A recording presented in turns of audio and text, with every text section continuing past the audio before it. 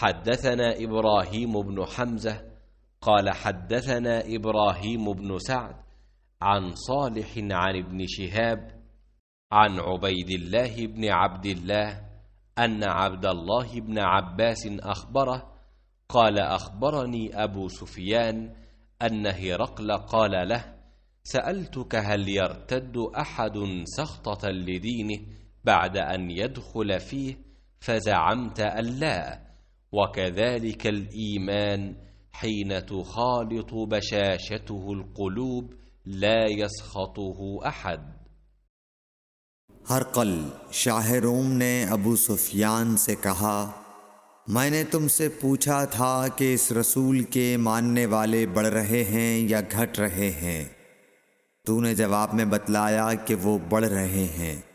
ठीक है, ईमान का यही हाल रहता है यहाँ तक कि वो पूरा हो जाए।